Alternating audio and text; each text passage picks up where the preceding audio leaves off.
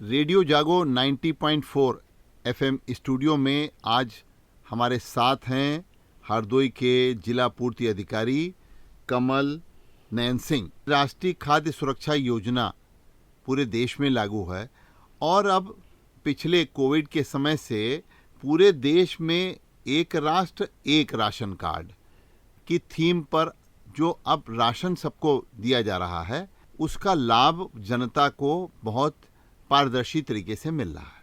हम आपसे ये जानना चाहेंगे कि हरदोई के परिप्रेक्ष्य में हरदोई में कितने राशन कार्ड धारक हैं, जैसा कि अब राशन सिर्फ 2 कैटेगरी के लोगों को मिलता है। एक तो अंत्योदय कार्ड धारकों को मिलता है और दूसरा जो है वो पात्र गृहस्थी राशन कार्ड धारक हैं, जिसमें कि जो पहले बीपीएल थे वो कार्ड धारक हैं। तो कितने ऐसे हरदोई में आपके राशन कार्ड धारक हैं और उनको कितने यूनिट जो है वो आप राशन करवा रहे हैं? जनपद हरदोई में टोटल 7,74,000 राशन कार्ड हैं, जिसमें जनपद के टोटल 31,50,075 यूनिटें जो हैं सम्मिलित हैं। यूनिट का तात्पर्य यहाँ राशन कार्ड में परिवार के सदस्यों से हैं। 2 प्रकार की योजना का संचालन हो रहा है, जिसमें एक अंत्योदय कार्ड धारकों को वितरित किया जाता है, जिसमें खाद्यान्न की मात्रा जो है वर्तमान में 21 किलोग्राम जो है चावल दिया जा रहा है और 14 किलोग्राम गेहूं, और ये निःशुल्क दिया जा रहा है और ये दिसंबर 2023 तक निःशुल्क वितरित किया जा रहा है। और अंत्योदय कार्ड धारकों को त्रैमासिक आधार पर 3 किलोग्राम चीनी जो है उनको 18 रुपये प्रति किलोग्राम के हिसाब से 54 रुपये की चार्ज की जाती है। बाकी खाद्यान्न मुक्त है। और जो हमारा पात्र गृहस्थी कार्ड धारकों में खाद्यान्न का जो वितरण का रेशियो है वो हमारे अंत्योदय कार्ड से अलग है। हम अंत्योदय कार्ड पर प्रति कार्ड के हिसाब से उनको 21 किलो और 14 किलो फूड ग्रेन देते हैं, परंतु यही रेशियो जो हम पीएचएस कार्ड धारकों को देते हैं तो यूनिट वाइज देते हैं। तो हमारे वहाँ यूनिट वाइज 5 किलोग्राम प्रति यूनिट के हिसाब से देते हैं। मान लीजिए हमारे वहाँ एक राशन कार्ड में 4 व्यक्ति है तो उसको हम 20 किलोग्राम देते हैं, और जो हम 5 किलोग्राम खाद्यान्न एक व्यक्ति को देते हैं उसमें 2 किलोग्राम हम उसको गेहूं और 3 किलोग्राम चावल निःशुल्क प्रदान करते हैं। अच्छा, हर कार्ड धारक के जो लाभार्थी हैं, यानी कि जो उसमें यूनिट धारक हैं, उन सभी का आधार फीड होना चाहिए। जी जी जी जी। तो हरदोई में कितने प्रतिशत जो हैं राशन कार्ड धारकों के आधार नंबर उनके फीड हो चुके हैं? जो राशन डिस्ट्रीब्यूशन की प्रणाली है बहुत परिवर्तित हो चुकी है।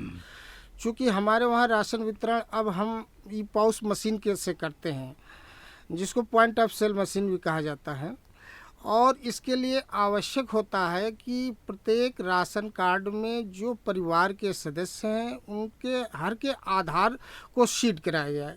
अपने जनपद हरदोई के परिप्रेक्ष्य में मैं बता दूं कि हमारे वहाँ जो 31,50,075 यूनिटें हैं उसमें 99.92% के आधार सीड हो चुके हैं। जी, बहुत अच्छी बात है।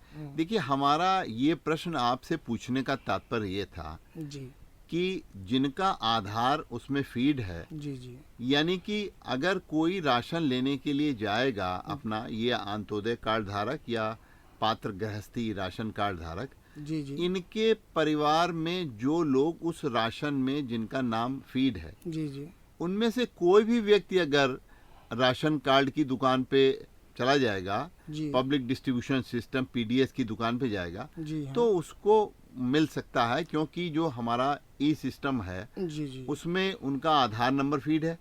अगर आधार नंबर फीड है तो कोई भी परिवार का व्यक्ति जो उसमें इंटर है राशन कार्ड में, राशन प्राप्त कर सकता है। जी हाँ, जी ये कोई जरूरी नहीं कि एक व्यक्ति जाए, परिवार का कोई भी व्यक्ति जा सकता है। यहाँ कुछ हम बताना चाहेंगे आपको। इसके अलावा ये 1 नेशन 1 कार्ड का कॉन्सेप्ट है हमारे वहाँ, और इसको पूरे देश में लागू किया गया है कि अगर हरदोई का कोई व्यक्ति दिल्ली में है, हरियाणा में है या अन्य स्टेट्स में है तो वह यहीं का राशन कार्ड से वहाँ पे खाद्यान्न वो प्राप्त कर सकता है।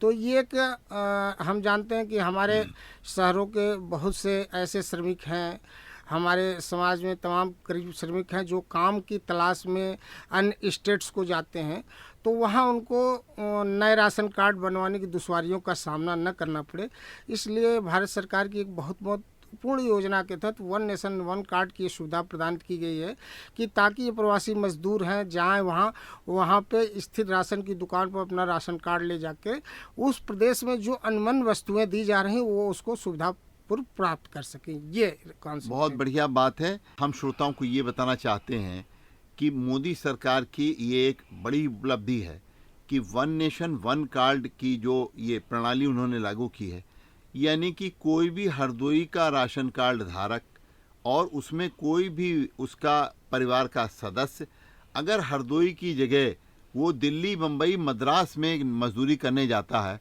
तो वही राशन कार्ड ले जा करके सार्वजनिक वितरण प्रणाली है उससे ये राशन प्राप्त कर सकता है। पहले ये समस्या आती थी लोगों के साथ। इससे देखिए एक लाभ ये भी हमारे श्रोताओं को जान लेने की आवश्यकता है कि हमारी रोजगार की आज समस्या रहती है, यहाँ नहीं रोजगार मिल रहा, हम दूसरी जगह इसलिए नहीं जाते कि हमको वहाँ पे भोजन की क्या व्यवस्था होगी, राशन कैसे मिलेगा। तो ये भी सरकार ने एक समस्या का समाधान किया है कि वो अपने राशन की समस्या जो है वो कहीं पे भी जाएं, यानी कि मजदूरी प्राप्त करने में मजदूरों में गतिशीलता इससे आई है। बहुत अच्छी बात है।